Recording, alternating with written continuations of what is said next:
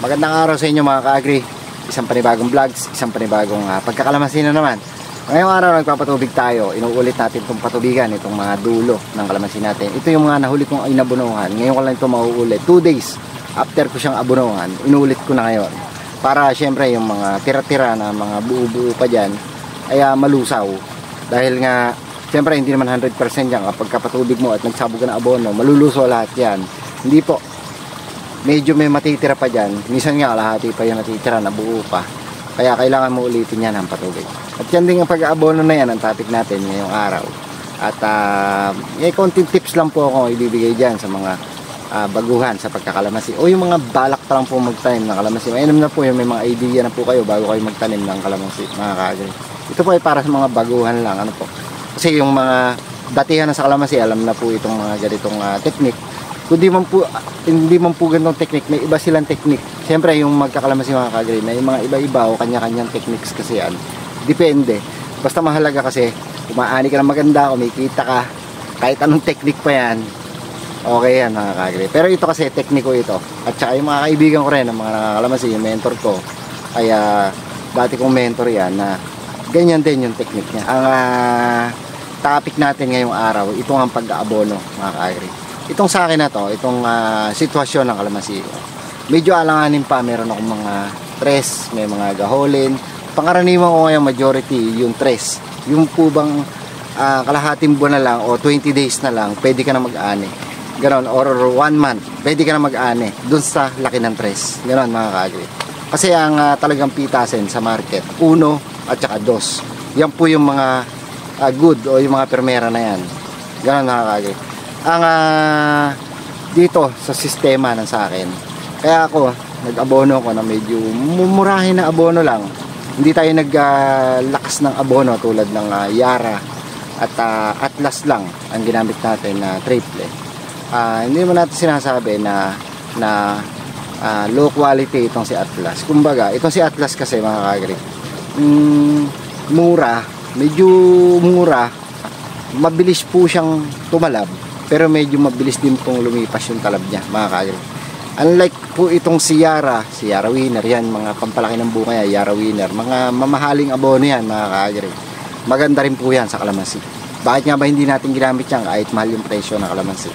Hindi naman po dahil sa nagtitipid po tayo, dahil Atlas lang yung ginamit natin. Ang totoo talaga dyan, itong si Yara Winner mga ka-agri, pagka po yan ay sinabog niya pampalaki ng bunga, matagal pong bisa ng talab niya, mahabang araw po na tumatalab siya. Ganyan si Yara Winner mga ka-agri. Ngayon kung ikaw naghahabol ka ng presyo, medyo gusto mo na papitas yung kalamansi mo 15 days after mo siyang iabono si Yara, hindi po niya pwedeng, kumbaga para kay Yara hindi pa po pwede yon. Hindi pa enough yung araw na yon para magpapitas ka na, kasi nga po katalaban pa ng abono ni Yara kahit kalahating buwan na yung kalamansi mo na naabonohan ng Yara Winner. Umaabot po kasi yan si Yara Winner, minsan halos 1 buwan na tumatalab yan sa kalamansian mo. Ganyan po siya katindi si Yara Winner. Kaya nga po hindi natin siya inilagay dito kasi nga mga ka-agri, wala naman 1 buwan tayo magpapapitas after nating inabonohan ito. Kasi nga medyo alanganin lang yung bunga natin. At ang target natin within 15 days makapag-ani tayo rito dahil nga hinahabol natin yung presyo. Yun ang pagkakaiba ni Atlas at saka ni Yara Winner mga ka-agri. Ang para sa akin lang kung kayo mababa ang kalamansi at nag-aabang lang din ngayon ng mataas na presyo, tapos yung kalamansi nyo ay palakihin lang din yung bunga, mas maganda kung may budget kayo, si Yara Winner ang idali ninyo. Kasi mga ka-agri, mahaba nga yung araw na tumatalab si Yara Winner.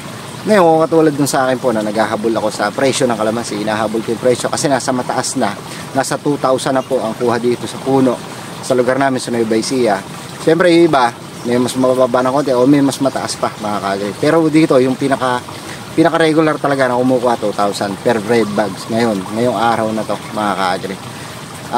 Yun, kung Atlas ang gagamitin niyo kung nag-aabang kayo ng presyo kung nakatulad sa akin, yun, pwede kung i-recommenda sa inyo si Atlas o yung iba pang abono na maliban po kay Yara mga ka-agri.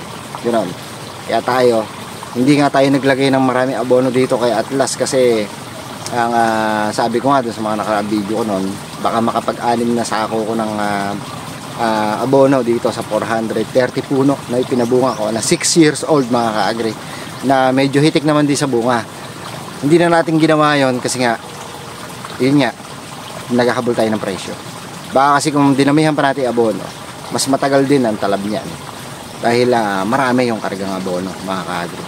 Kaya tayo medyo hinay-hinay lang natin yung pag-aabono at in-applyan na lang natin ito ng foliar na pampalaki ng bunga. Tulad nga ng Yield Master na yan. Yan, lagi kong ginagamit yan. Subukan na rin kasi yan.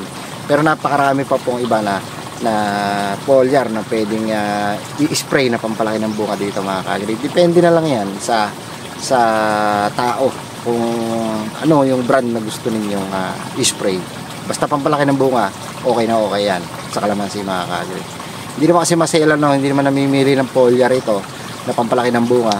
Kahit alin foliar dyan na pampalaki ng bunga sa gulay, ang gamitin nyo maging sa palay, ay pwede rin po rito sa kalamansi. Hanggang sa muli, happy farming mga ka-agri.